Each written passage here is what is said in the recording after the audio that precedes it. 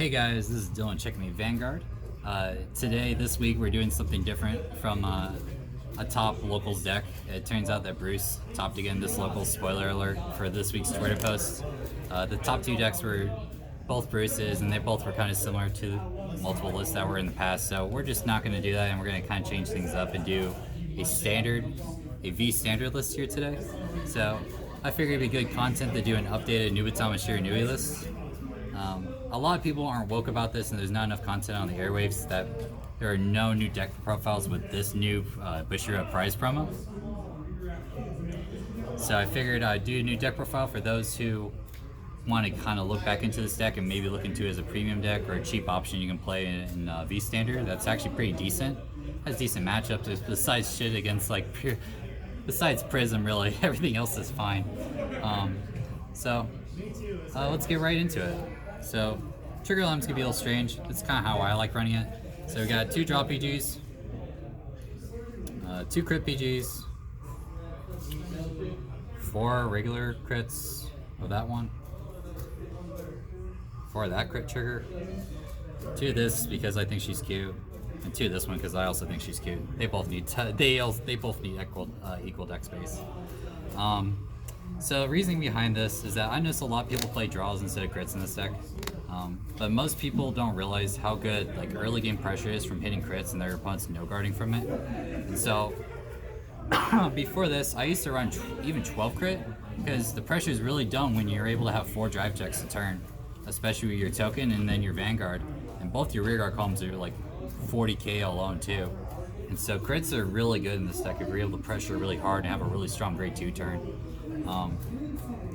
And for the most part, before this I played 12 crit cents with kind of my own taste on it. But I've kind of played draw. I'm playing draw PGs now because you have decks like Valkyrie and you have decks like Prism that hit really hard, really quickly. And so you kind of want to have a countermeasure for that in the case you draw this, and let alone if you hit it, it draws into other pieces. So it's a pretty nice feeling.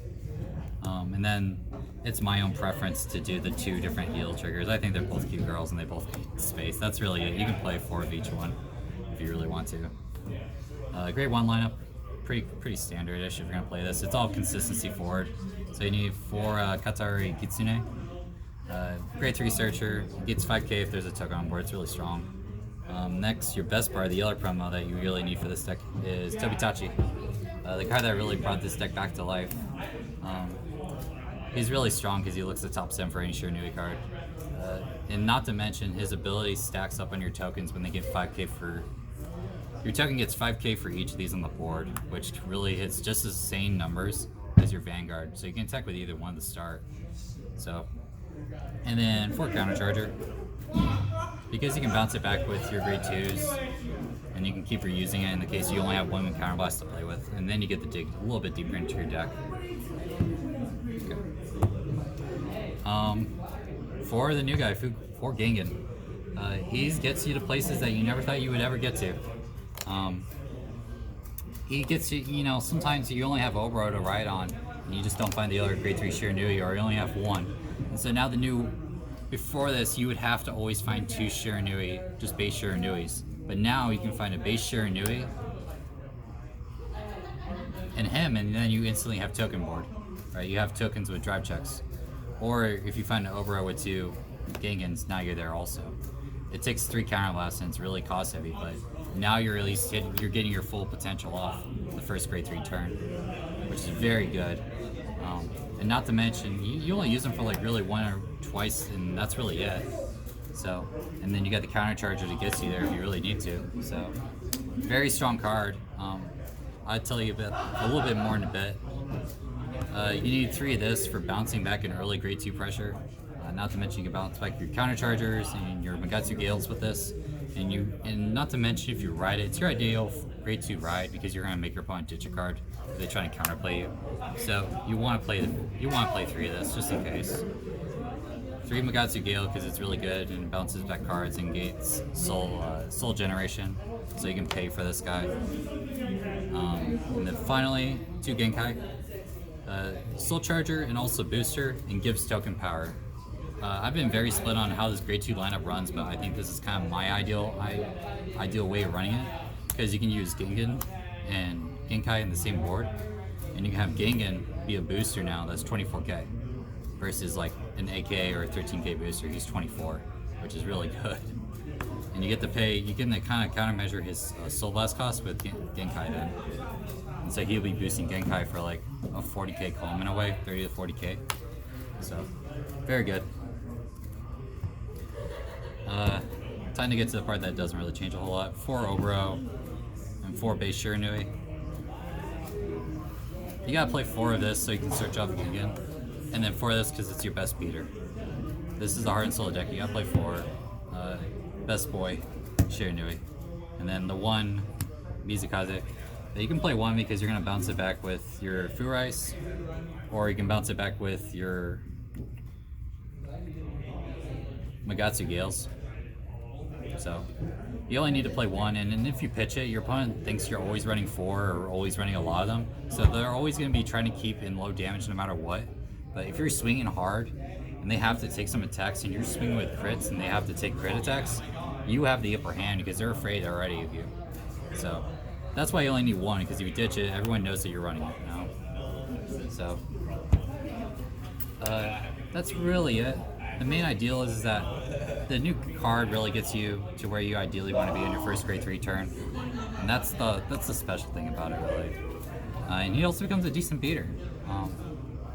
That's the main 2 things. Otherwise, that's really all I really have for you guys. This deck's pretty simple and pretty easy to play. It's just a matter of recycling your costs and paying attention to your resources and bouncing back cards. But otherwise, like, it's pretty decent against, like, it's really good against Gear Chronicle, it's really good against Luard, it's really good against a lot of things. And not to mention, just being able to have 2 protect markers just generating every turn is very strong. Especially in like these times where it's just like aggro, and you have these markers that can at least bail you out of some of these attacks. And then you hit pretty decently hard the next turn, you're removing pieces. What protect marker do you use? Always protect 1. You're always playing protect 1 in this deck because protect 2, you're always bouncing back your cards in the front row to where you never really use your protect 2 markers to their full extent.